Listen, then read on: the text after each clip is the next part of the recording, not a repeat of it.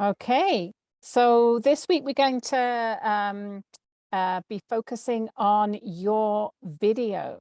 So this is your video for your campaign. And the way I always like to look at it is it's like a handshake.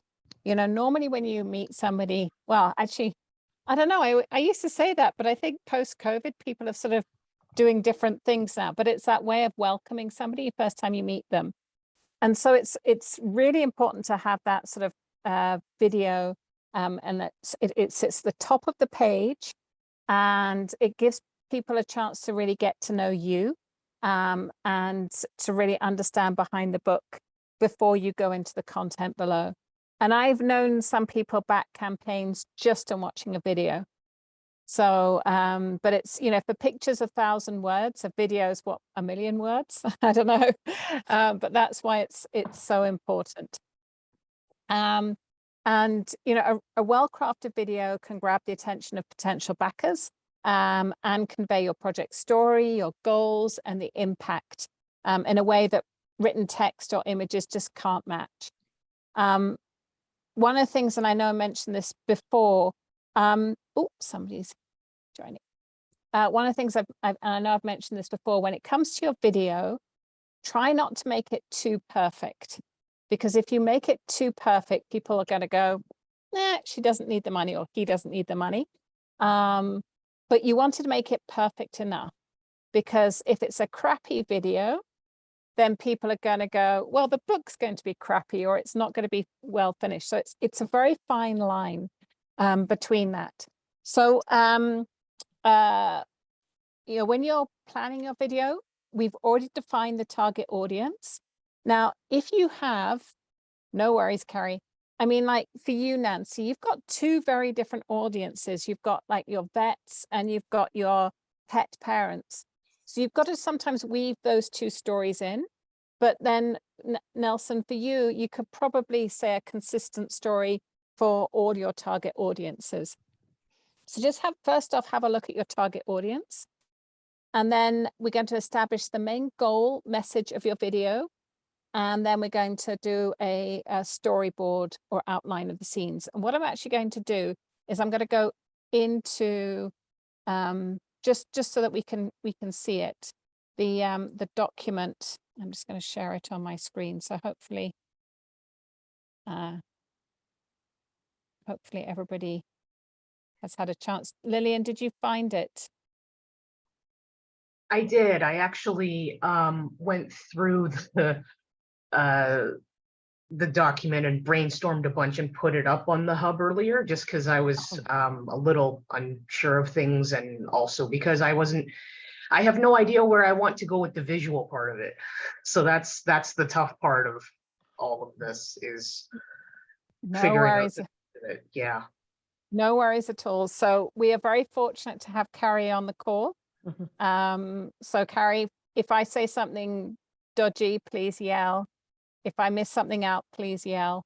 I really appreciate your feedback. So I'm just going to go through this document, and then we're going to dive deeper into it.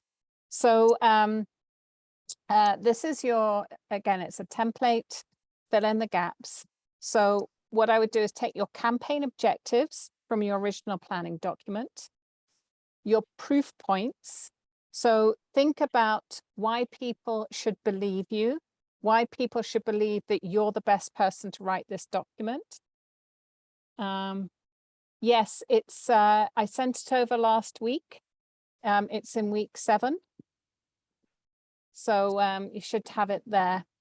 And I think it was in the email you sent yesterday, Victoria, with the notice of the crib sheet. Is that what you're talking about? This was, I put it up last Tuesday. Okay. So actually I put it up last Sunday, 9 days ago. But yeah, it's just week 7. And I've got loads of other stuff for week 7. And as soon as this call's finished, I will publish them. So everything I'm sharing today, you'll see in writing too. But the proof points are why people should believe you. So, you know, Nelson, we've spoken in the past about, you know, having visuals of you teaching, even though you've got backs of people, that is a huge proof point, because this is what you do on a day-to-day basis. So that's huge. Lillian, it could be sort of the publications that you've been in. One of the things that I've done before is I've literally put out newspapers with the key articles and then just done a zooming image across. And then you can see like the Globe and Mail or the Financial Post or the New York Times or whatever you've been in.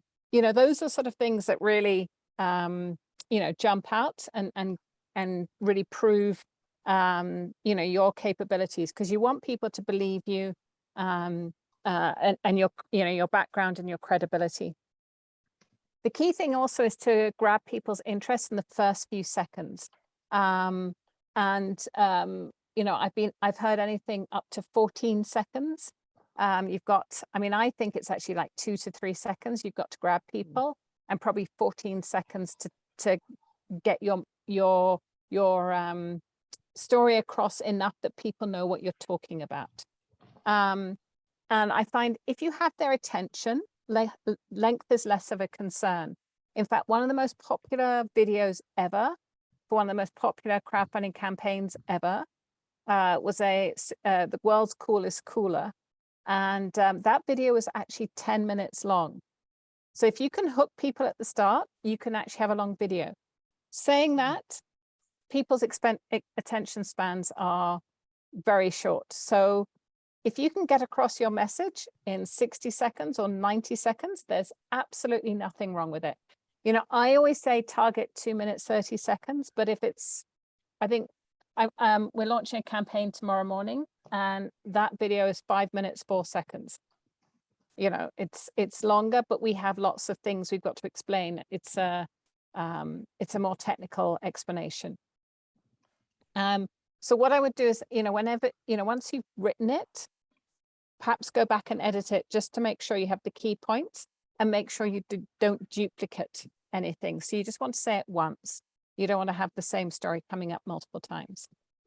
Then you put in your purpose, sort of your why. And we've talked before about, who your target audience is, how you want them to feel at the end of reading your book, what you want them to do at the end of reading your book. That's really around what your purpose is, your why. And then the sort of content that you're going to include in here is, I want you to think about your core messaging, who you are, your story, your why. I keep repeating that. It must be Simon Sinek in disguise, keeps talking to me about that. What problem do you solve?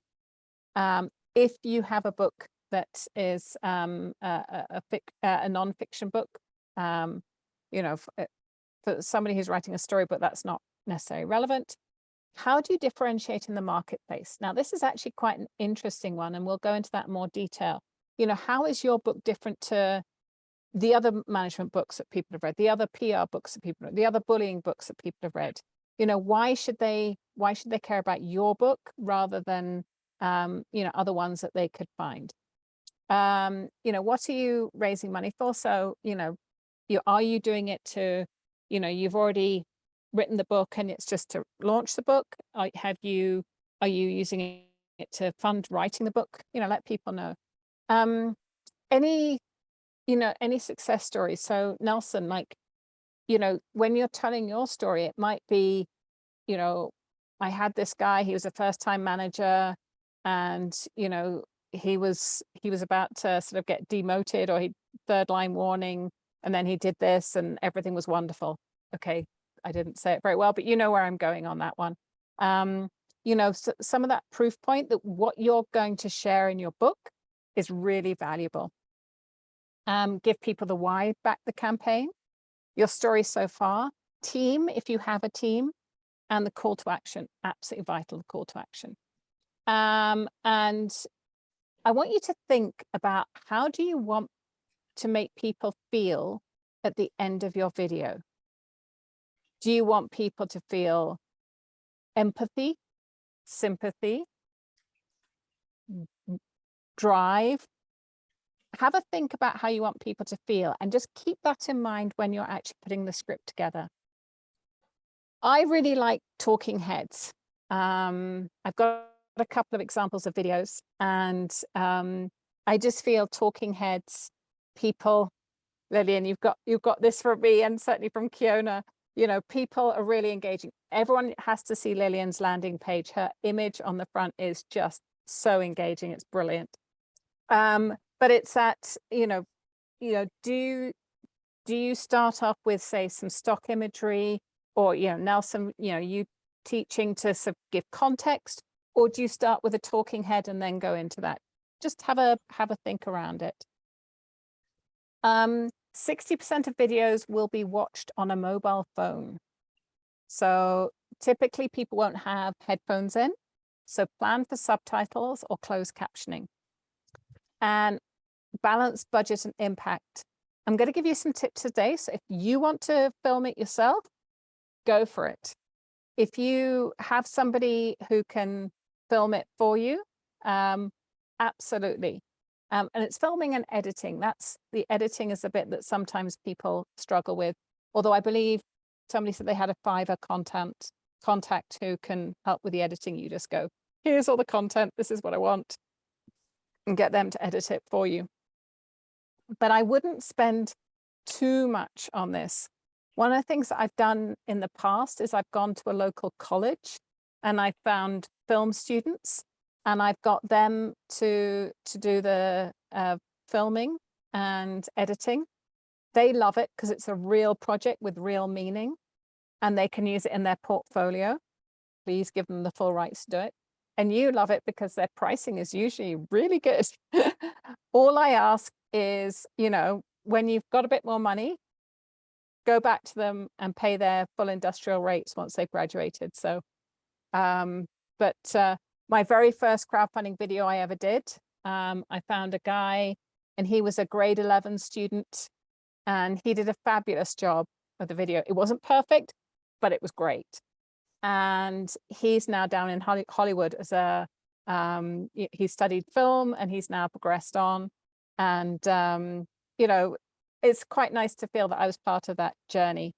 And he was very happy with, you know, the pay we gave him. So it was a real win-win. Victoria, I was just going to add too, if I can. Yeah. If one of the things I know is if your video is not creating traction, you know, there is the opportunity for you to upload another video. And I had the opportunity to be a part of Dr. Sean Duperrin's Project Forgive campaign on Kickstarter. Oh God, I don't even know when that was, 8 years ago, maybe. And the first video I thought was incredible. It wasn't creating the traction she wanted. And then the new video just knocked it out of the park. They ended up with, I think, 883 backers last time I checked. And what they did is they had gone from sort of the talking head where Dr. Sean was talking about Project Forgive and what it is and why it's so important.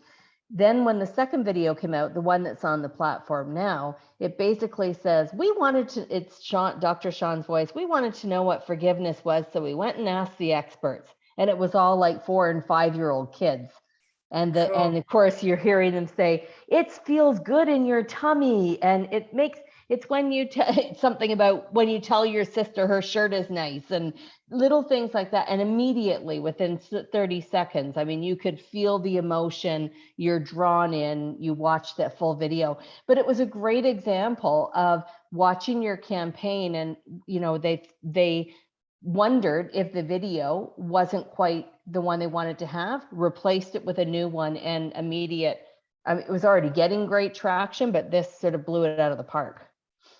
I think you hit the nail on the head. It's all about that emotional connection. And we're going to talk a lot about hooks and that emotional connection and telling a story today, because that is absolutely vital.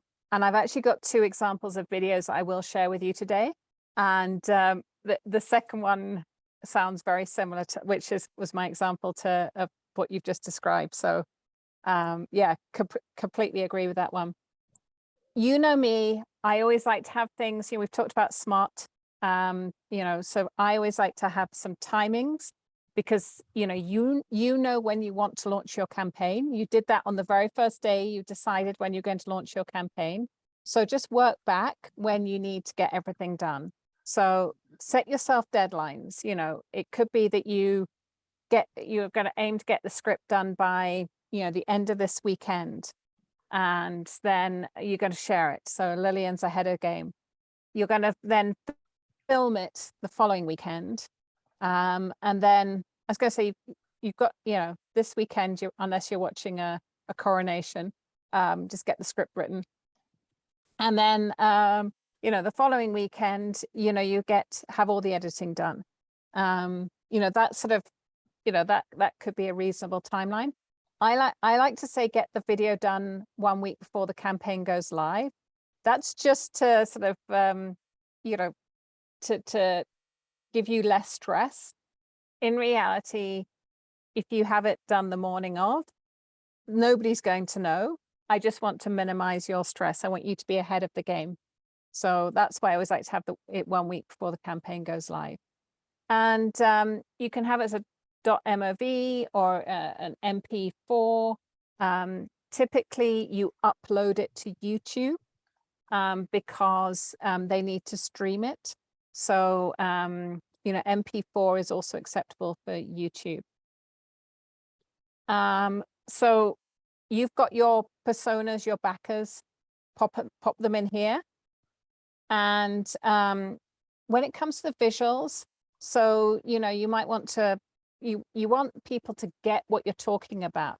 So reflecting your subject matter, demonstrating your brand, providing the proof points. You might have some previous books, your current book cover.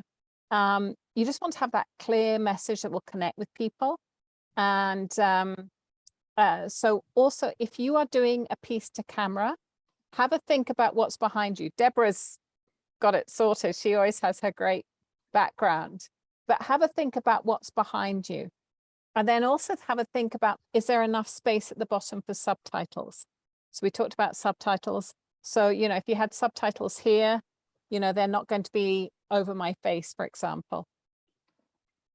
So this is actually the template that I use for all my videos. So this column is what people will see on the screen. This is the content, what people hear.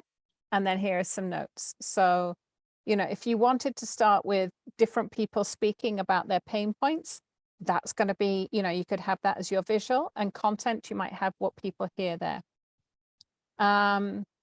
So what's the problem you're addressing? What is your why? Again, that could be you coming on and doing that piece to camera, and you tell your story at that point. What's your solution?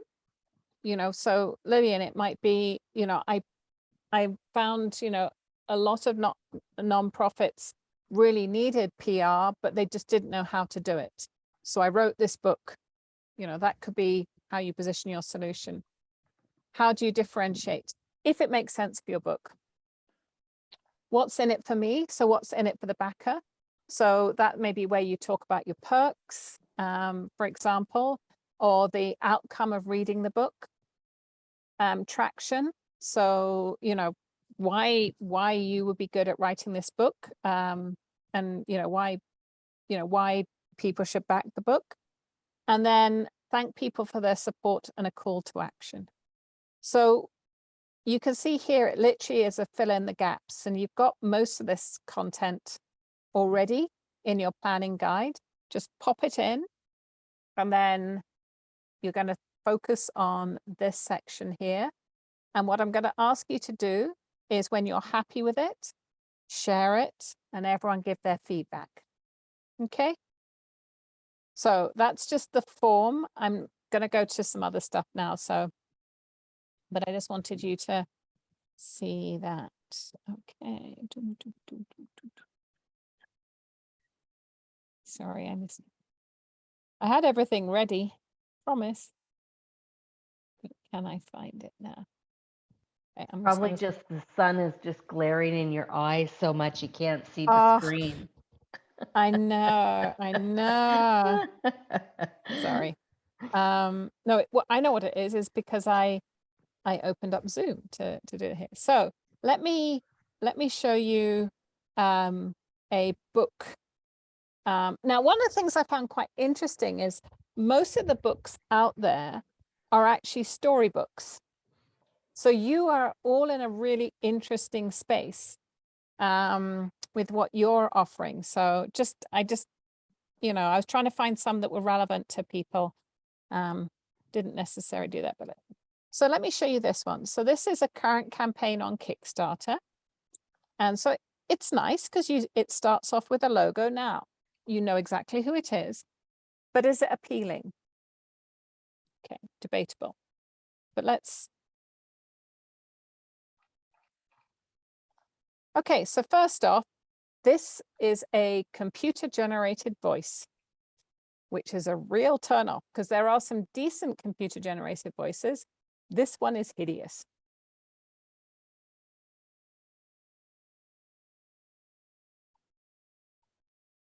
Victoria, Yes. I can't hear it. I can't hear it, so Oh, you can't hear it. it No. really is hideous. Oh, I can hear it through mine. How do Did you do the share volume? You have to do computer audio for when you set up the video, you have to click the thing on your audio for sharing content audio. It's a Okay. different button. Yeah, it's usually down in the left-hand corner. Okay. You might have to take the video off again and then reshare it. And on the bottom left, there'll be a little box that Okay. says, I can't remember what it says, but it'll say. Yeah, but you have to turn something on and it Yeah. doesn't do it automatically. Okay. I'm actually going to take my headphones out. Oh, that might Okay. do it too, yeah. Let's just see if let's see if I can get this to work now. And if not, I will try something different. It's a pity because you just haven't heard the wonderful sounds, but you're getting the idea. Well, you can read the lips and tell us. You can read the script for us.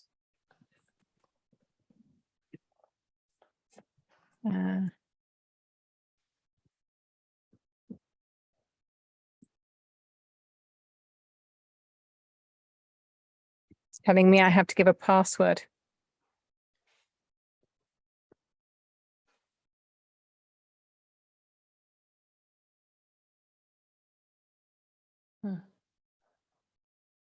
Nope. Not doing it. Do you want to send me the link, Victoria, and I'll see if I can share it? Okay. I will do that. I will do both of them. And you have to give me screen sharing as well. Yeah. Okay. Come on. I'll do both of them if I may, please. And there's the first one. Okay. And we don't need to go too much into that one because it is such a wonderful video. I'm grateful it is quite short. Just trying to find the video on their page. Oh, is that it? Hang on. Are you looking? Okay, there we go. And I heard that. There we go. I'm going to put my headphones back in so you can hear me clearly over the birds tweeting. Share sound. Yeah, share sound on the bottom. You click on it and then go I share clicked sound. on it. I Oh, clicked on it But and I had then to don't click optimize. I know that when you don't click. Okay, let's. For a way to introduce valuable life lessons to young readers in a fun and engaging way. Then, you're in luck. Little Pages Publishing is thrilled to announce our latest project, Growing Minds, a children's learning series. The series consists of several exciting titles like The Healthy Eating Adventure and My Pronouns Are Important, each of which is designed to make learning a blast while empowering children to be more confident and kind-hearted. But that's not all. We believe in celebrating differences and embracing diversity. That's why we've included titles like My Two Dads and the Rain. Were you talking, Victoria? Because we can't hear you. Were you trying to tell me to turn it off? Because we can't hear you. Still can't hear you. Put it in the chat. Yeah.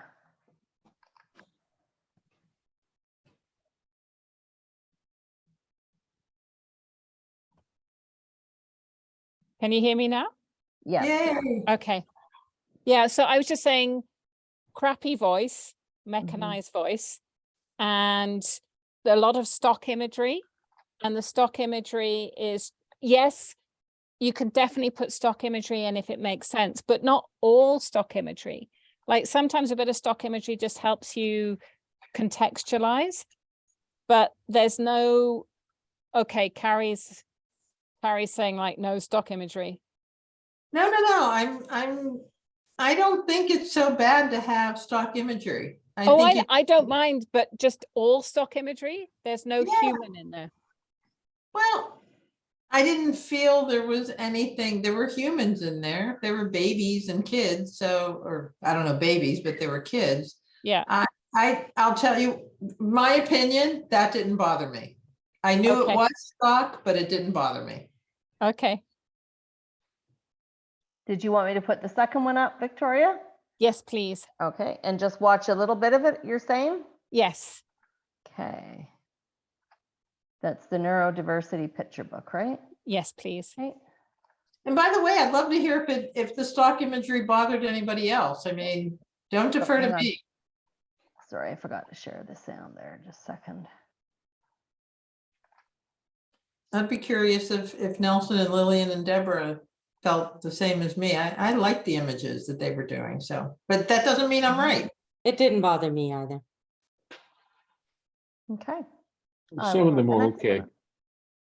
The voice was, and the fact Yeah, that obviously was it the voice doesn't that breathe bothered me. in Yeah, between. So it's like, that's like, holy man, how am I supposed to catch up with this sometime? So that is a little, I don't know. Okay, I'll put this one up.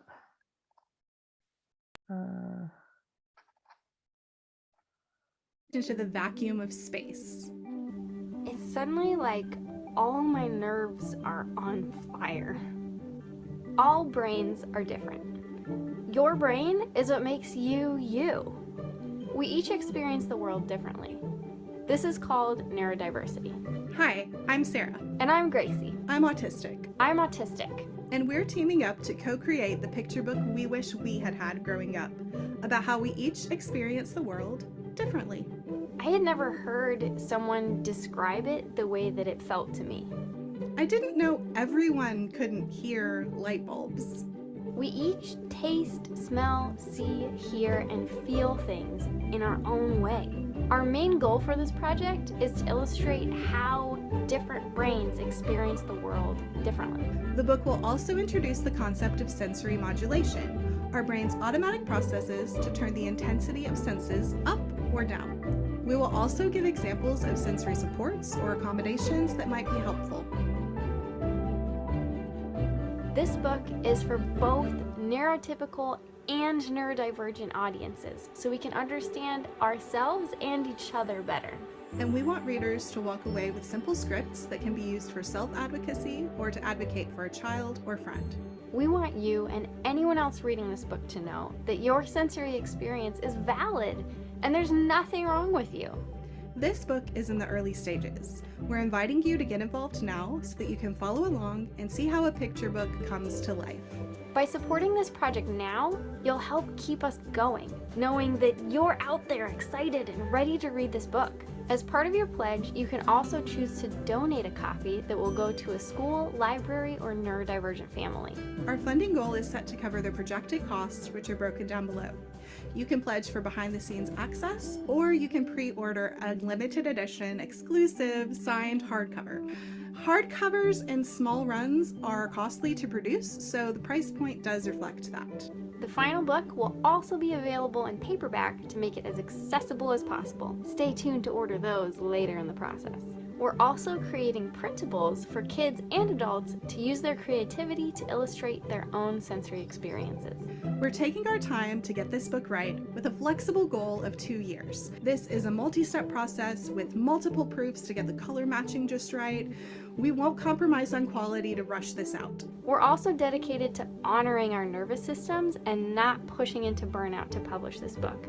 It's important that while we're educating readers on how to support neurodivergent brains, that we're also supporting our own. We're both multiply neurodivergent, so this is an Own Voices book. Celebrate Autism Acceptance Month by supporting this autistic author and illustrator team to create an Own Voices book. And give your inner child and the children in your life, and really everyone in your life, because picture books are for everyone. So give everyone in your life the picture book that you might wish you'd had growing up too. Really excited. So you can see why I like that one. You know, it's the talking heads. I love the sort of poppy things on the screen that jumped out, the key things. And a lot of the elements we're going to talk about today were absolutely hit. I agree with you, Carrie. It was too long. It was starting to repeat itself. And I also thought the music was a bit loud as well. I thought they could have pulled the music down a bit. But going through all the video, I was trying to find campaigns that are live now. That was one of the best that I found. I thought it was emotionally engaging and it told the story and the why very clearly, plus all the other elements we're going to go through. Yeah, I agree. I agree. I would have donated. I would have backed them, but then they kept going on and on and on and on and on. And it's like, okay, I'm done. Okay, I'm out. So one of the things that I found is they were using, you know, neurodivergent and neuro, you know, this and that. I would have liked them to have said, you know, neurodiversity is a big word for, and just give that and stop with the big words, because that's all I really remember too much. It was, you know, I agree with Carrie. I think it's important, and I think it's probably really good, but I think they needed to shrink it down by a good minute. And I think they needed to kind of explain it for the person who doesn't understand what that means. Yeah. I agree. But what I also think is it was aimed at their target audience who would understand what neurodiversity is.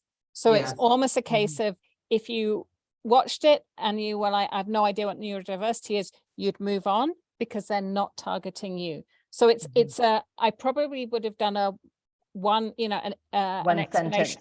Explanation, but then continue to use neurodivergent for the rest of it. So, because neurodivergence really covers the spectrum from autism to ADHD. It covers so much. So you almost have to use that term to describe the spectrum. But like you said, a 1 or 2 sentence, Deborah, to explain what it is. So then when you're using it, people go, okay, I get it now. It's a term that means this. Well, like you just explained it. Right. If they would have said what you said. Right. Yeah. in the beginning, maybe that's their target market, but maybe they could have had a bigger target market. Right. Right. Yeah. You know, there's grandparents, there's maybe grandparents and aunties and uncles who don't have a clue what that means. They know that they're many people that are that child or that person is autistic, but they have no clue about the rest. So to me, they've narrowed their market down too niche. I think that's just my. I think something that you're showing with both of these, Victoria, and I don't know if that was your intention, but this is something that became really clear to me doing mine, is I had to do a video because I wrote my script and I had it and I did the script, and then I was like, fuck that, I don't like it. And I ended up doing what I thought would be a way for the audience to get to know me, because what I'm really doing in mine is selling me.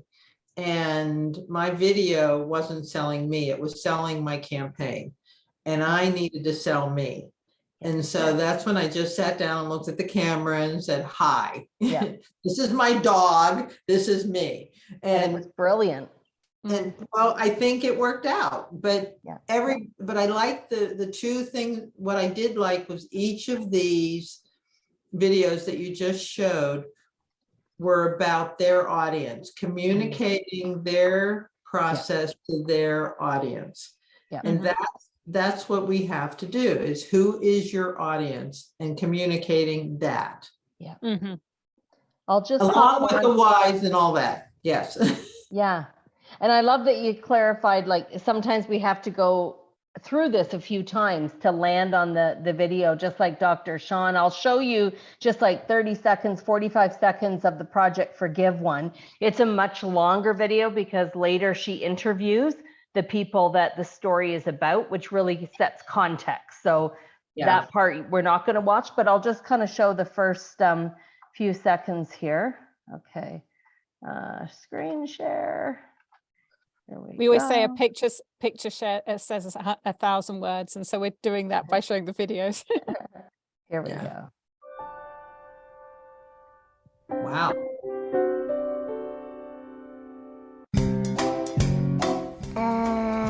It's in my heart. Forgiveness is being nice. Forgiveness is a bunch of sorries. Forgiveness is about caring. Forgiveness means like if you don't hate anybody in your life. Kids get this. Forgiveness is easy, it's clean, it's simple, it's pure. Forgiveness is at our core. It's simply who we are. We're born with it. And then, of course, life happens to us. Pain starts to build up. Maybe we get our hearts broken. Maybe we lose our job. We file for bankruptcy. We lose our homes. We start seeing deep political disharmony, which is going on right now. Immigration issues, war, and violence. I'm Shawn Duperrin, and I'm a filmmaker in Detroit. Project Forgive is a very different kind of film. I got the call around 4:30 in the afternoon. So I'm just going to stop that there. It's a really powerful story, and so I didn't want to take you into the story and then cut it off into the story. It's a very powerful story that Project Forgive is based from. But what was your thoughts on kind of music and the experts, and then it leads into Dr. Shawn explaining kind of starting to set the context, and then the interview is what really sets the context for the campaign? I liked it. I thought it was, I found myself smiling at the kids, and you know, just that I mean, what kids are kids. Mm-hmm. Yeah, I found it very effective. It really caught my attention, and immediately, even before the kids are just having the black screen with the white print, that caught my attention right away. You can tell they're professional filmmakers. Yes. Yeah. And I love one of the things that really got me when I saw this video was also the cadence of Dr. Shawn's voice. And if you know Dr. Shawn, that's exactly how she is. She's engaging, there's passion, there's caring that comes through. And so Carrie, when you talked about going back and doing your video again because it wasn't reflecting you, that's what I think is really important with the videos. Just like Lillian, the picture, the new picture of you on your landing page, it's like, oh, nailed it with that picture of you. Because it's like, I want to get to know you if I didn't know you. And you look a little bit like, what's the word my mom would say, like fun loving and saucy going on, and yet professional. So it's like, that's, and I think you really hit it, Carrie, that we want our personality to come out in this because it is your story. And Victoria, one of the things that you talked about, I don't even know how many sessions ago, and it might have been a few sessions that you've mentioned this about that transparency and sort of being authentic. Because if people feel that there's weirdness, they just get off the page. It's that simple. Yeah. Authenticity is key. Perfect. So shall we start talking about really, what that story should look like? So as you've seen, we start with a hook. So something attention grabbing. I mean, those kids were great. You might start with a provocative question, a powerful quote, a bold statement, something to pique people's interest and encourage them to continue watching. That's at 2 to 3 seconds, 14 seconds. Yes, Carrie. Part of for me was I did it my way because I knew my mailing list was going to be people that I'd met or I had met. And I made a mention of that in my video. I said, for those of you who know me, you're going to get to know me a little bit more. And for those of you that don't know me, hi, I'm Carrie, So, but what do you do when you're going in in a campaign like this, where it really is the world. They're putting this out there in the world. So I'm sure they have their own mailing list, but what do you want to do if you want to expand that? Is I like what they did. Clearly it was very professional, but they had a bigger audience to work with going in. Does that make sense what I'm asking? Because mine was pretty tight and targeted. Mm-hmm. Is there something to do? If I would have been going nationally, if I would have had a way, and in some ways I did, because you guys presented it, and I did get more than I thought of people backing my campaign that I didn't know. I don't think that would have changed my video at the time, but now I've been thinking about that. If I would have thought that this would have reached a wider audience, how would I have done it? Does that make sense what I'm asking? Mm-hmm. Mhm. I mean, I like the way you do it. You know, some people know me, some people are going to get to know me better. And I think that's absolutely fine. It all comes down to what you feel comfortable and is genuine to you. Okay. So, you know, and, you know, putting it like that, it's almost like, if you don't know me, you're going to want to know me, is how it comes across. So. Yes, but aren't you proud of me that I didn't cuss for the entire 2 minutes? How much editing did you do? For those of you that are new here, these guys have seen me cuss quite a bit. So. And I mean, that's really the next thing is, you know, once you've got that sort of hook, you know, you want to sort of introduce yourself and the project, you know, introduce yourself, your background, the book you're working on, what inspired you to write the book, why it matters to you. So it's not necessarily why it matters to them yet, it's why it matters to you. And this really helps establish credibility and creates that personal connection with the viewers. Then you can present the problem or challenge. So, you know, what's the problem or challenge your book addresses? Is this an issue in society? Is this a gap in existing literature? So, you know, we talked before about the need, you know, what's the need that you're addressing? So that's probably what you want to talk about. So for Nelson, it might be, you know, so often you hear about first-time managers that they're not given the tools of how to reward their teams, or they want to reward their teams, but they're not given the budget to do so. You know, that's where you're presenting the problem or challenge to make it sort of relevant to people.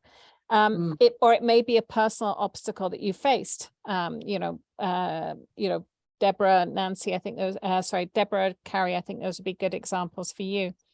And this really helps viewers understand the significance of the project and why it's important to you, as well as why it should be important to them. And then you want to come up with a solution or opportunity. So, you know, you go through why this book presents a solution to the problem. Lillian, you know, helps people, you know, get their press releases out there to the right people, gets them read. Or it may be that you're offering, you know, a unique aspect. So something that helps people understand, say, perhaps features of the book. So I know Gloria's not on this call, but you know how she has those sort of steps to walk people through. So that's a feature of her book that makes it stand out and really talks about the impact to the readers. You might want to share your progress and accomplishments. So Lillian, I know this is your first book, but you've got loads of accomplishments before. So, you know, I was talking about that filming over the, you know, the different publications, you know, I've had success, you know, getting into everything from the Wall Street Journal to Nature. I don't know. I'm pulling publications out, but, you know, that's the sort of thing that you might want to do. So you want to sort of talk about those, but also you want to give your stage in the writing process. So, you know, have you written a manuscript? Have you received positive feedback from beta readers? Have you secured endorsement from other authors? People want to know that your project is viable and has been well received. Then I would talk about the purpose of the crowdfunding campaign. So why you're seeking funding and how the funds will be used to complete and publish your book. As I always say, be transparent about your goals and provide a breakdown of the costs involved. I quite like that last video because it just said everything's below, everything's on my campaign page. So you can give the broad brushstrokes and then on your campaign page do a bit of a more detailed breakdown. Hey, Victoria, can I mention one thing too that I thought we've mentioned this before, and the neurodivergent video did this beautifully. They talked about on World Autism Day, that's an example of an observance. And you've all heard me mention observances before. And I really encourage you to think about some observance. Every book can find an observance, honestly. There are a gazillion of different observances, and I'll put some calendars for you in the heartbeat. But that's really powerful. And it doesn't mean you have to launch your book. You could say we're making a big announcement on such and such a day.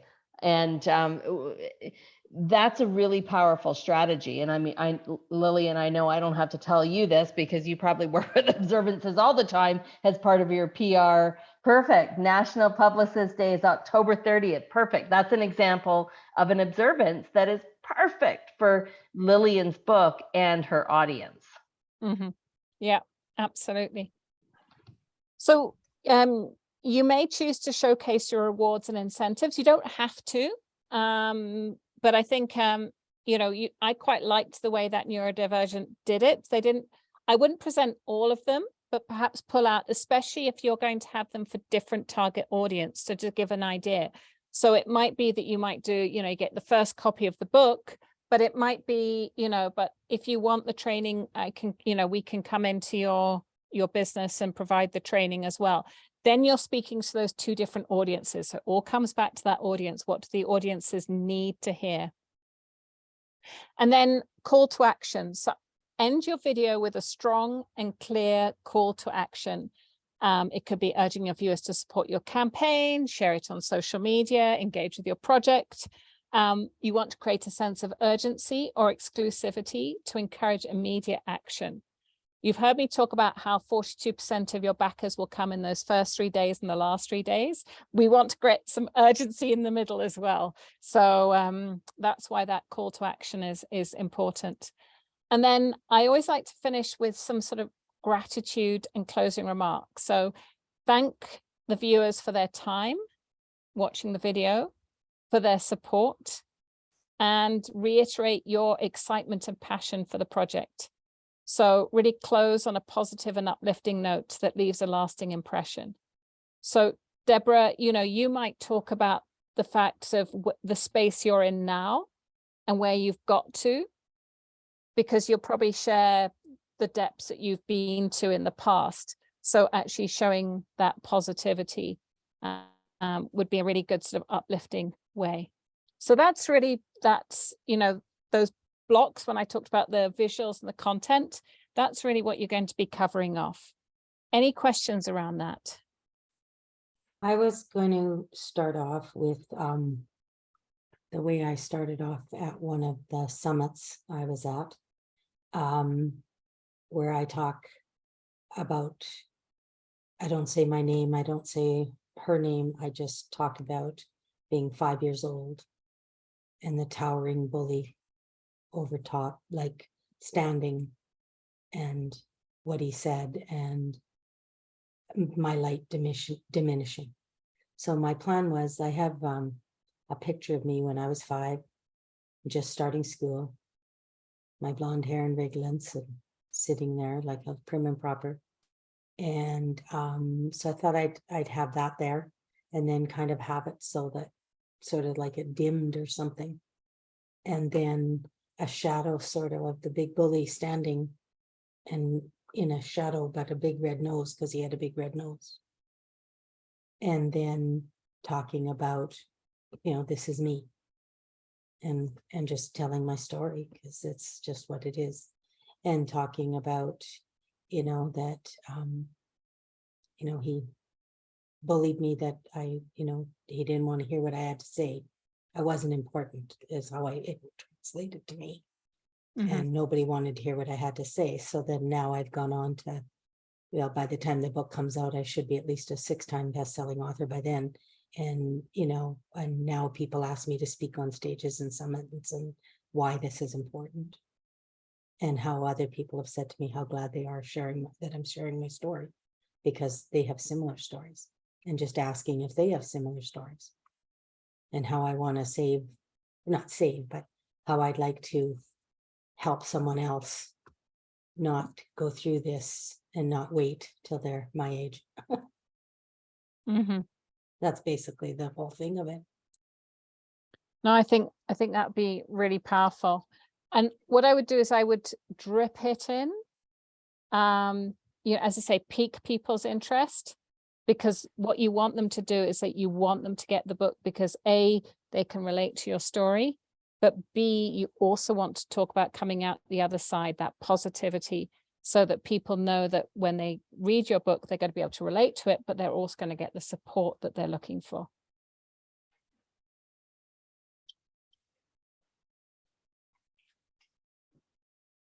Okay. Now, what's the best use of our time? Like I have put together, I'll tell you exactly what I've done. I've put through, you know, together 5 examples of effective hooks. I've put together, you know, tips to highlight the unique aspects, themes, or features of the book. So digging in deeper to what I've already gone through. I've got how to write a call to action, and I've got examples of calls to action. And I've also got production tips. So, you know, things like using a tripod or a sable surface. Can I just take a minute and say so long, I have to jump off and I won't be able to join next week, but I'm really excited. I'll keep staying in touch with Heartbeat to see what you all are doing. I'm really excited about that. And Nelson, thank you again. And Lillian, I'm looking forward to talking with you on Friday. So thanks, Deborah. I can't wait to join that other group you told me about. Yeah, the other thing, just before you go quickly, I got permission from Olivia that does the author launches. So I don't know how to post it in the chat. So is it okay if I just put it in the in our feed or somewhere? Because she gave me permission for all your groups to be able to use it, not just us, if you are interested. And the pricing's there and her contact information's there, and she does a good job and her prices are reasonable. So, yay, yes. Put it in. Is it okay for me to post that? Yeah, Charmaine, are you okay with that? I'm good with that. Awesome. Thank you all. So what would people like? Would people like me to go through that? I've literally, all my notes that I'm going to say today are in Heartbeat. They're unpublished. So as soon as we get off, I will publish them. So if you would prefer to work through that, on your own, and we can discuss some other things, like as Deborah was saying, sharing your content, or if people have other questions about previous week's content. I just want to make sure that you get the best value out of this next half hour. I'm good with however you're comfortable doing it. I tend to like to read things. I like to hear the videos, but for me, I see it in print. I was going to ask actually if there's ever any way we can just do the transcript with our videos, you know, like when you're recording, if you could do the live transcript as well, or let us do the live transcript, because that for me sometimes is helpful. I don't know if it is to anyone else, but I personally like it. I think I have transcripts from previous weeks. I don't think I have one for this week, but I can have a dig out. But I was just going to say, literally what I took my notes from today and I uploaded them into Heartbeat. So it really is a transcript there. So you've got everything there, because I think it's some really good examples that you can sort of dig into. Okay, so if everyone's comfortable with that, then you know, let's talk about the hooks. So really there are sort of 5 different types of hooks that you could go for. You could start with something like a provocative question. So something thought-provoking, you know, we're talking about piquing the interest. You know, what if you had the power to change the past, but it came with a terrible cost? In my debut album, Time's Gamble, I explore this very question. So that was an example of a, you know, a provocative question. You could share a compelling quote or passage. So you could actually take a quote or passage from your book. Again, it's a nice proof point, and something that will resonate. So as my protagonist once said, freedom is not a destination, it's a constant struggle. My book, The Unyielding, delves into the fight for freedom and equality in a dystopian world. You could use a bold statement or claim. So, you know, my upcoming novel, a lot of these are actually aimed at Carrie, so it's a pity she's left me now. The 11th Hour will challenge your perceptions of reality and take you on a mind-bending journey unlike anything you've experienced before. You could present a personal anecdote. Deborah, you've just given a perfect example of this. You know, I was just a child when I witnessed the injustice that inspired me to write Invisible Chains, a book that sheds light on the hidden world of modern day slavery. Or you could create a sense of mystery or intrigue. I'm not sure if anybody here has mystery or intrigue, but I'll say anyway. So, but then something to leave the readers eager to sort of learn more. So, a lost city, a hidden treasure, and a dangerous secret. The Cursed City is an adventure that will take you into the depths of human ambition and the dark secrets buried within. See, we all want to read that book now. You want to keep that hook brief. And so that's the one thing, you know, Deborah, with your description there, I love the color, but I think you also need to keep it quite tight because you want people to connect, but you want more probably on the positivity side. So that would be my one thing there. So those are just some ideas on creating that hook, that catching people at the start. Okay, so when you're looking at sort of those unique aspects within the book, you know, those sort of, you know, the unique selling points is what we often call it in marketing. You want to have a think about what sets your book apart from others in the same genre or subject matter. And you recall at the start, you had a look at some other videos of and campaign pages. So, you know, seeing if there were other campaigns similar to yours. Go back to those again and, you know, have a think about how your book is different to those. Because, you know, it may well be if, say, somebody's, you know, experienced bullying, they've probably looked at the different books out there on bullying. And so you want to show why your book on bullying may be more relevant to them. And so, you know, for you, I think it's, you know, the duration, the time it's taken, you know, that lifetime is probably a big difference to a lot of the bullying books may be aimed at sort of children or teenagers. So that would be a way that it would differentiate. I would write down what those sort of unique differences are, and then perhaps pick 2 or 3 of them. You don't have to share them all. In fact, if you just had one big one, just share one big one. What's different? You know, for you, Lillian, it may be around the fact that yours is specifically aimed at nonprofits who aren't going to be, the press release isn't going to be crossing the wire. They don't have the budget to do that. So how can they use their funds the most effectively? And then you're all storytellers. So use your storytelling techniques. Don't just list the features, so weave them into a story, into a narrative that really engages your viewers. You know, that shows how your aspects contribute to the overall reading experience. It makes it much more captivating, thought-provoking, or enjoyable, if that's appropriate. I've already spoken about visual aids, so not just the talking head, you know, images, illustrations, excerpts from your book, if they exist. I know Gloria's going to be all over that. She'll have lots of things, but I know we're not all in that same place. But but or just having other sort of visual, you just want to break it up. Like a talking head, probably like me for 90 minutes, but like a talking head is boring. So, you know, it's good to get that engagement, but you just want to break it up a bit as well. We've talked about, you know, personal anecdotes or experiences. What are the unique aspects or themes of your book that have affected you personally and how they relate to your own experience? So Nancy, I know you have some very strong stories of pet loss. And so those would be ones that you would want to incorporate in. That creates an emotional connection with the viewers and makes your book more relatable. And that's what we're talking about, you know, that niching, getting people to feel like your video is talking to them directly on a one-to-one basis.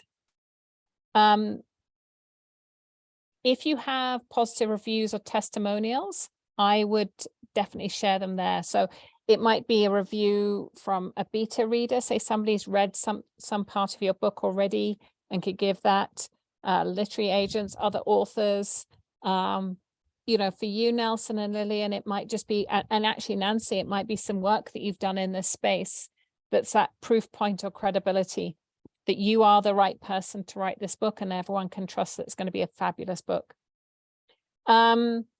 If there's any sort of unique aspects you can tie into your rewards or incentives, you know, so you can do, as I say, if you want to include your incentives and you saw how that last book did it really well, do so. But you don't have to. It's probably one of the bits that if you're worried about your video being long, you can drop out unless you're trying to show two different aspects of it, or, you know, really reinforcing you will be the first person to get this, the copy of this book. You will be able to donate it to a cause that is meaningful. You know, that would be probably where you would tie it in. But if it doesn't make sense to, don't worry about it. And then we talked about sort of at the end having that call to action. So it could be as simple as back my campaign, but that's probably a bit too simple. So a call to action tends to be a clear, persuasive statement that encourages viewers to take a specific action, such as supporting your crowdfunding campaign, sharing the campaign on social media, or signing up for updates. So you might even consider, you know, if your video's ready and you're still building your crowd, you might even have it on your landing page, just throwing it out there as a different option. But a strong call to action is crucial for converting viewers into backers because it tells them what to do next. So you can watch that video, but if you don't have a call to action, they're like, well, that's nice, and move on. So tell them what you want them to do from watching that video. And, you know, if potential supporters feel uncertain about how to proceed, they may lose interest in the campaign. That was the Canada geese going over. I don't know if you heard that. Victoria, would yes. you recommend, pardon me for interrupting, but would you recommend that we also use the video in our emails that we're sending out? Yeah, I would. So what I've done in the past is I've actually even sent it out. So, and I know we've talked about 5 videos, but you might want to put in a 6th one, you know, and just say, this is my campaign video. You know, I'd love to get your feedback on it. What do you like about it? You know, is there anything you don't like about it? Is there anything that's not clear? Do you think there's anything missing? And you see, the thing is, you're engaging people. And we've talked all along about the fact that most people who read books don't get to engage with the author. So, you know, be respectful of their time. You're not going to get, actually, sometimes when you hear nothing back, it's because it's fine. You hear lots back when there's something wrong. So, you know, I would always, if you have time to, include it as one of your emails, just as I slot it in. And I would probably do it as a standalone email. I wouldn't sort of hide it with anything else. You know, hey, I'm excited. I've just got, you know, the copy of the video today. I would love your feedback on it before we finalize it. Because if you're saying that, you're saying that there's still room to edit, rather than saying this is the final video, then people feel that they have no opportunity to input. So when you're thinking about your call to action, you want to make sure it's clear. There's a sense of urgency. It's very specific what you want people to do. And it's also very visible. So on the screen, you know, if you want somebody to you know, go onto your social media, put the social media links there. If you want to, you know, get your early copy, get the first edition, be the first to get a copy of the book. Make it really, you know, you put it on the screen, and yeah, that might well be the last image on the screen. I loved what they did in that neurodivergent, where they have the things popping up, you know, on the screen. You know, that could be it. If it makes sense to have something a bit quirky like that, do it. Think about your target audience. We've talked about the video being crafted for the target audience, but think about the call to action. You know, if somebody's been bullied in the past, they may be less likely to share it. On the other side, they may feel very strongly, and you might be, if you know anybody who has been bullied, this is a book they need to have. So just think about your target audience, and you know how what the best way of getting them to engage. You may want to take that call to action and actually reinforce it through all your materials. So your landing page. I mean, for you, Lillian, it could be around sort of, you know, press releases for non-profits, or Nelson, you know, do you know a first-time manager or a first-time line manager? Something, you know, and having that message not just in the video, but on your campaign page, on your landing page, perhaps in the email, that consistency. And you might go, bloody hell, I've said this 15 times and I'm saying it again. But trust me, it has to sometimes go that. And then it's really clear who you're targeting. So don't worry about repeating yourself. It's, you know, often a really good thing. You might want to test different call to actions. I mean, as Charmaine said, you know, change the video. It might be you find that call to action just isn't having the impact. So, you know, you can refine it. It's one of the great things about doing a rewards campaign is that video, that campaign page is not stuck in stone. If you need to update it, you absolutely can. So just to give some examples of calls to actions from other crowdfunding campaigns, help bring this incredible story to life by pledging your support today. Choose a reward tier that suits you best and become a part of our journey. You could, and that's just a straightforward appeal for support. You could encourage social sharing. If you're as excited about the book as we are, please share our campaign with your friends and family on social media. Together, we can make this project a reality. And I always like the together, it's like community building. It's one of the things I always love. A limited time offer, exclusive rewards. For the first 48 hours, we're offering an exclusive limited edition hardcover for early bird backers. Don't miss your chance to own this unique version. Pledge now. You see, there's a sense of urgency, is quite a bit different. You can focus on the project's impact. By supporting this campaign, you're not only helping to publish a book, you're also raising awareness about an important social issue.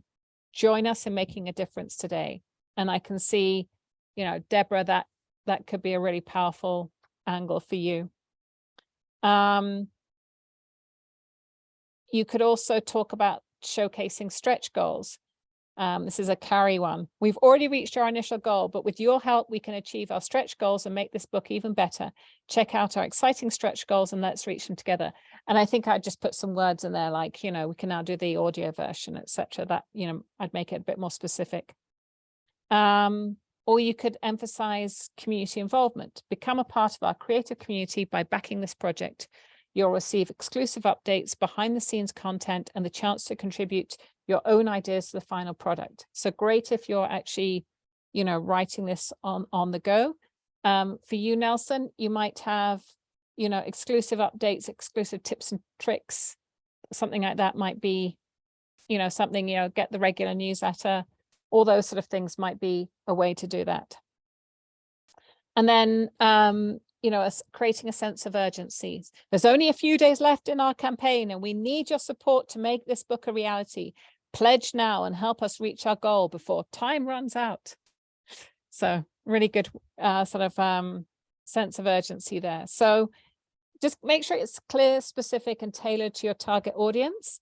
You want persuasive language. And, you know, I always think a sense of urgency is good, because you just want people to back it there and then. You don't want them to think, because when they think, life takes over and they just never do.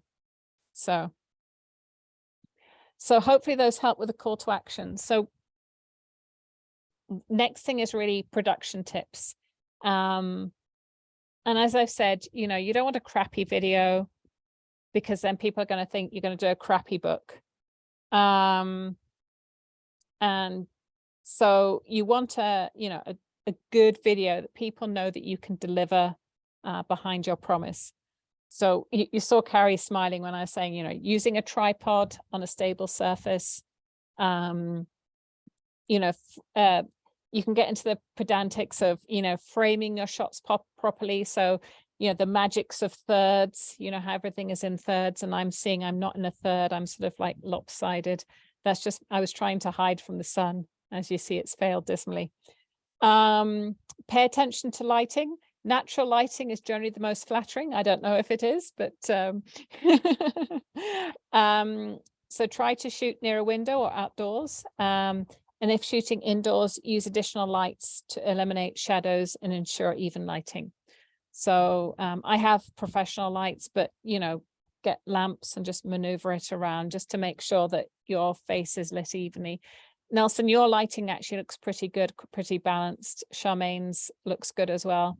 If you're filming it on your computer, one of the things you can always do is to increase the brightness on your screen, and that actually lights your face. It's one of the easiest ways of doing it. Top tip if ever you're even on a Zoom call. Prioritize good audio quality. So you've all seen my little professional microphone. Today I've got the Apple special, but you know, just make sure that there is some sort of microphone. I wouldn't necessarily use the one that's built in either to your phone or onto your computer, depending on what you're using to record it. Shoot multiple takes. So once you've written your script, now I usually write the script, but then I turn it into bullets, because I want, if you see what I'm reading now, it's all in bullets, because that way, hopefully I come across more natural. But, you know, otherwise, if you read, you know, it's shoot multiple takes, capture several takes of each scene, so you have options to choose from during editing, you know, not great. So if you bulletize it, then you'll see those points and it'll help you stay on message. As I say, the great thing about a rewards crowdfunding campaign is the Securities Commission isn't going to go after you. So, you know, if you tweak your wording a little bit, it isn't an issue. But it's good to keep pretty consistent message. But what you can do is perhaps you can film like this, and then perhaps we do a sideways shot where I'm talking over here. You know, so you just break it up. You remember how I was saying, like, if you just have that piece to camera for the full time, might be a bit dull. So multiple takes allows you just to play around with it. You may choose to record what we call B-roll footage. So if my book was about Marmite, I might have a close-up of my Marmite mug. If it was a, so you might go back to Lillian's view of all the publications that she's been in. And I've also done it before, though it's sometimes a bit awkward filming screens because of the lines that you get on it. But I've even sort of had somebody doing like a screen share, so actually filming the screen, and perhaps I had all the articles up there, and then I literally just scroll between them. And so you're actually looking on the screen, because what you're trying to communicate is these are all the publications that you could be in. So there is editing software out there. A lot of it's very affordable or free. So you've got iMovie, if you've got an Apple Mac, Adobe Premiere Rush or Lightworks. But if you don't feel comfortable, as I say, use a third party.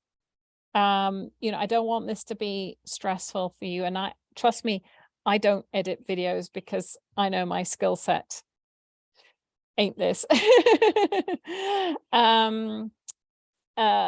So keep it concise. We've talked about that, shorter is better.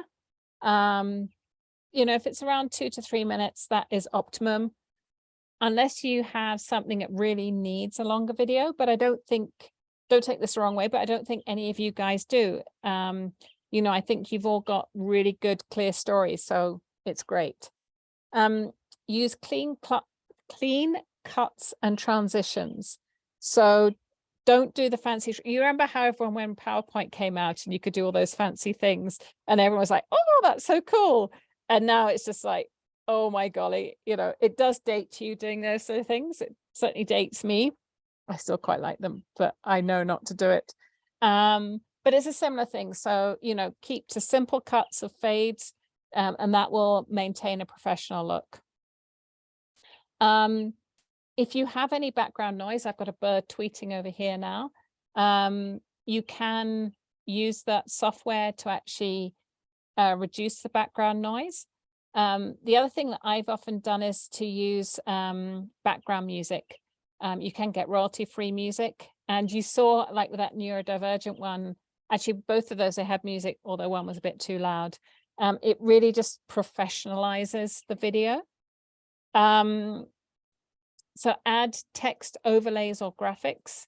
So if you've got something that you want to sort of, put up there, if you've got, I often, I love that neurodivergent, the stuff on the screen.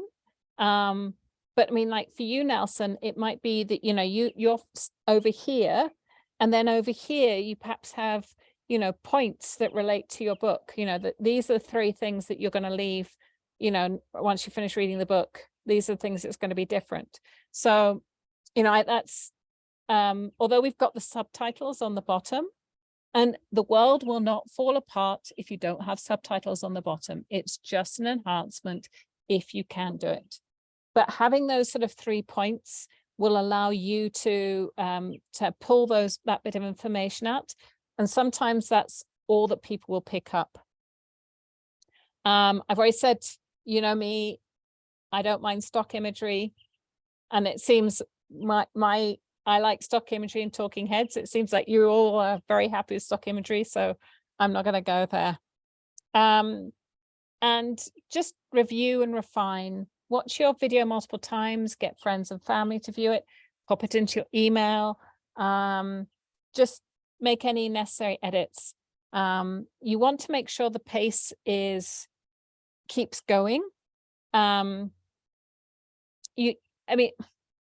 may be like for you, Deborah, you might want to be quite calming. But you still need to have a bit of pace about you. So, get as much feedback from others so you get additional perspectives.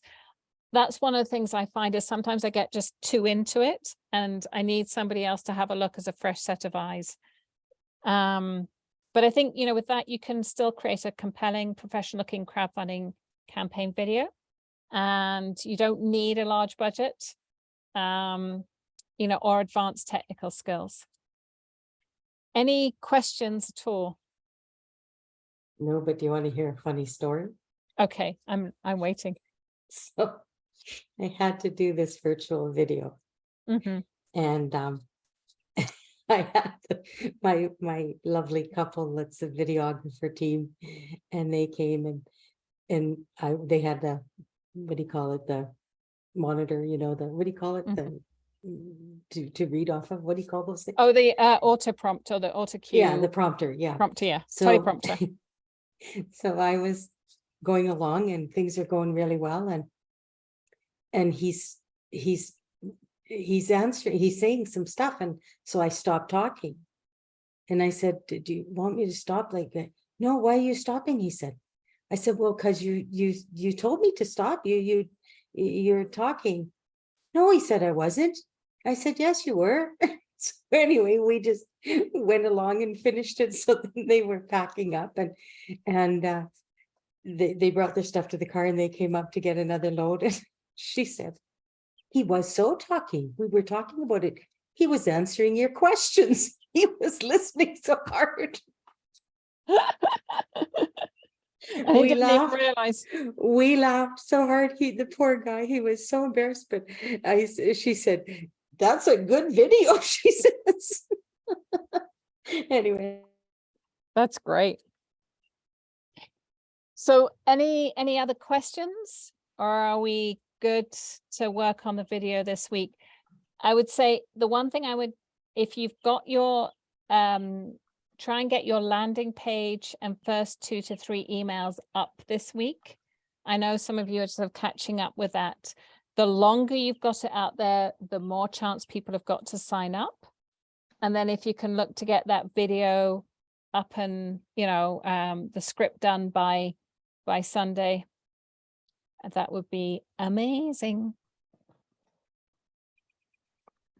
Well, it's going to happen, but I'll try. I don't think I'll make it. Yes, I'm you will, having Deborah. trouble. I'm having major problems with my video mail autoresponder stuff. I'm having a challenge. This the last 3 weeks have been almost more than I could handle. And that's why I'm so far behind. But at least I got my budget pretty much done, and I got my perks. And Brilliant. I've got actual pricing on the perks. And I came up with some pretty good ones. And I've got a draft cover of my book, which I kind of like. And we just put together a bit of a landing page. I was just wondering if you want to see it. Yeah, absolutely. If you want to share that in Heartbeat, and because it's also quite interesting, because my team look at it and they don't know you guys. And so that gives a fresh set of eyes, which I think is really, really helpful. It's just a draft. That's fine. I don't have to share it now. I'll put it in there. We're going to tweak a couple things, but basically it's a woman with her head down. Actually, I'll just quickly show it to you, because I kind of liked it. I don't know. Whilst Deborah's bringing us up, Nelson, you had a question. I did. It's just a question. A week or so, a couple of weeks ago, we were discussing kind of the drip Yes. letters. Okay, so I've been working on those. I've got 2, the first, I didn't, kind of the invitation and the first 2 done, or in draft form at least. I'm just confused. Now, those go to the people who have signed up. Yes. From the landing page. Okay. Yes. So the one that's the Love and Kisses one. And yes, I changed that a little bit, just so you know. That's the one to the people you know. So your top 100, and what you're trying to do is you're trying to get them to go into the drip. Good. Okay, that was my understanding. Perfect. And just okay, I am having. Oh, I like that. Yeah. That's amazing. Yeah, I do. Thank you. My VA did that. I suggested it, but she found it. My only thing that I was wondering, and she and I were talking about this, is how we could make it so it was maybe more appealing to men, so they related to it as well. Like, Nelson, you're the only man here. I've noticed that actually. Maybe you'd give me your But you know, opinion. I taught in elementary school. I was an elementary school principal. I am so used to being surrounded by women. So I'm just wondering if we found something, or if this could be made to be a bit more androgynous and maybe not so identifiable as a woman. I was going to say within. that the person with the hat does look like a woman. And you Yeah, said that it and was it is it was a woman. okay, because you said it was a man standing over you. So that was why. No, but this is just the adult woman, and then because the whole thing is the Okay. bully's inside. So she's sad because the bully's still there. Okay. That's mean, what it's supposed to depict. The colors are such that it's not particularly feminine. I mean, yes, it's obviously the girl inside. So And I we'll would do more branding colors here. Like this will be a little more with the purples and, you know, my colors. well, I was And actually just in going here. I was actually going to suggest probably not to do that, because I think the colors you have are a bit more gender neutral. Okay. Okay. Yeah, it's brought, Anyway, I do really like it, I have to say, but my only challenge is I would like it to make, like you say, a little more gender neutral so that it's more relatable when someone sees it. Yeah. Would you, so you suggest that we do that? I think it's relatively gender neutral. I think adding the purple is going to make it less gender neutral. Me too. Yeah. Okay, so should we leave it? Nelson, Nelson, what do you think? my first impression was very positive. And the fact I didn't notice the gender of the figures on the cover. Oh, me neither. I particularly didn't see the larger the person with the hat as I didn't actually recognize that as a woman at all. I mean, I didn't think about it. So I wouldn't, and I don't think adding purple would make it appeal to me. In fact, it probably, I am told that take away. purple is not I actually bought my grandson something that was purple, and I was told to take it back and get a black one. I think we'll bold this more, Mhm. and we might just change the font, or like not have it italics there.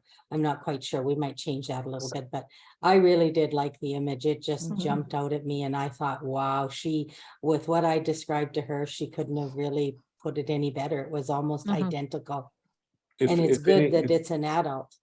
Yeah, if you did anything, you might just screen it a little bit more, so it was almost more shadowed or something. Which Down here, the woman, you mean, that's sitting crying? I think both people, but Okay. I don't know. I still think it's pretty effective. It did catch my attention immediately. Well, good. Thank you, Fantastic. everybody. I Perfect. sure appreciate you taking the time to look at that. Now look, we're over time. Sorry. Okay. Well, Can I ask great. two more Sorry, questions? I know Nelson, go ahead. we're over time. Yeah. One is I am having difficulty with the third drip letter, the one why you fund crowdfunding, and so if you had a sample that somebody has used, that might be useful. And the other thing goes back to something that was discussed some time ago, and that is in terms of book awards. And I will put, I guess the last session I had with people from the Nonfiction Authors Association, which has kind of a monthly brainstorming thing. One of the participants there was someone who has it's a service. I mean, obviously we pay for it, but she kind of searches out awards programs. So if you're interested, I could add that just to the Heartbeat page. Nelson, if you don't mind me asking, is this Hannah Jacobson? It is. Yes, I know her quite well. We've been connected for a while through, I don't know if you know Melody Owen and author nation over here. Charmaine, you know Melody. So yeah, I've done some workshops and stuff like that for Melody's group, and we're always looking for new ways to collaborate with each other. So that's how I met Hannah. But definitely she offers a really fantastic service for book awards. So Nelson, by all means, if you don't get around to sharing that, I would definitely do it as well, because Hannah does some great work. Okay, and it's good to hear, you know more about her than I do, so it's good to have you kind of confirm that it probably is something of value to people. So thank you. Great. Those are my questions. Thank you. Wonderful. Great questions. Great content, Victoria. Thank you. And we've got our homework. So I'll put the homework in the heartbeat for you, and keep anything you want us to see. Keep popping it in there. Feel free to tag us on there so we see it right away. I know when I get tagged, I get a little email, so it prompts me to go into Heartbeat right away. Well, not right away, but when I can, but a lot quicker than me trying to surf through and find stuff. And yeah, have a great week, everyone. Thank you. Take care, everybody. Have a great week. Thanks, everyone. Bye. Bye. Bye-bye.